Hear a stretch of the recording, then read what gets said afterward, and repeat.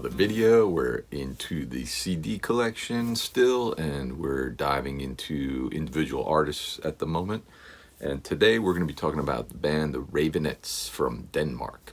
Kind of indie rock, I don't know, like kind of garage rock-ish kind of sound to them. They definitely had to have been influenced a bit by the Velvet Underground. It's a duo. There's a dude and this girl who kind of pretty much represent the band. I saw them live in 2009 in Webster Hall in New York, and you know, I think they had a few like touring musicians fill out the band, if I remember correctly. I'm sure they did. But really good band, really catchy stuff, really kind of dreamy pop sort of sound to the vocals, kind of like kind of sing like they both kind of sing these kind of like harmonies that are really kind of rich and very you know, intriguing and kind of unique to their sound. So here's what I have on them CD wise. This was their first full-length record. This was 2003. We've got Chain Gang of Love. Picked this one up, I think, at Amoeba. I picked this up after I had kind of already been into the band. You know, I kind of came a little late to the party, so to say. But really good, you know, debut, or, you know, full-length debut by the band. Next up we have Pretty in Black, which came out in 2005, 6, something like that. This one I haven't listened to that much. You know, I don't recall this one being all that much of a favorite of mine. Like, I kind of picked it up and, you know, was a little lukewarm on it. Probably something I really need to kind of, you know, give another listen to. It's been a while. This is the album I think that I really discovered them on. Lust, Lust, Lust. Came out in 2007, 2008.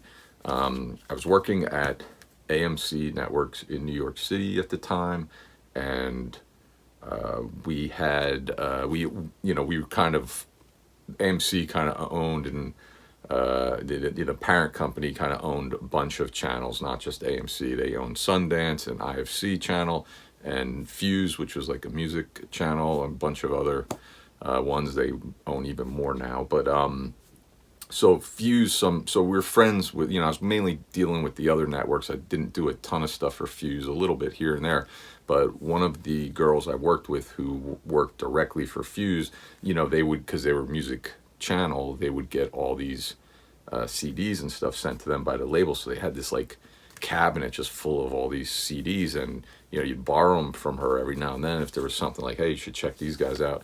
So that's what happened. You know, I borrowed this record from her, CD from her, to just, you know, give it a listen. She recommended it, and I really, really dug it. I really liked this a lot. Alley Walk With Me, I remember really liking that one.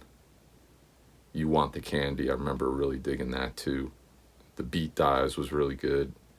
But just, yeah, some cool stuff on this. So that's where I kind of discovered the band and started to become a fan.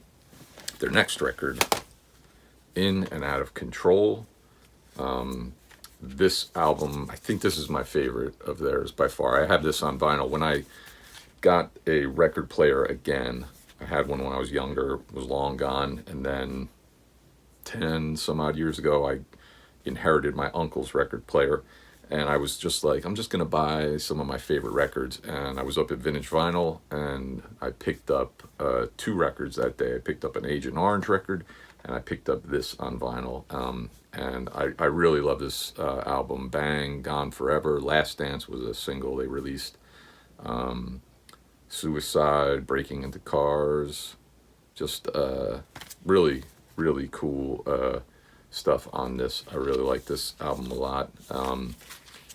In and Out of Control, really good one. And then I kind of really kind of like lost track of the band, wasn't paying too much attention to what they were putting out, you know. But just recently I picked up their album from 2011, Raven in the Grave. And this is really good. I like it. I mean, I had the one single, Forget That You're Young, digitally, and I really like that, but for whatever reason, I just never bothered to pick up the full album until just recently. They have a couple other records that I've been thinking about picking up, because like I said, I kind of lost track of the band, and then, I feel like I'm like rediscovering my, my like of the band now or whatever, and just thought like maybe I should pick up some of those other ones that they put out that I never got around to. So yeah, that's my collection of Raveonettes records. Did I forget? Where's my favorite tune? Which album is that on? Here it is, on Chain Gang of Love. My favorite tune by them, Heartbreak Stroll. Love that song. When I saw them live, they didn't play it. I was so bummed out. It happens, right?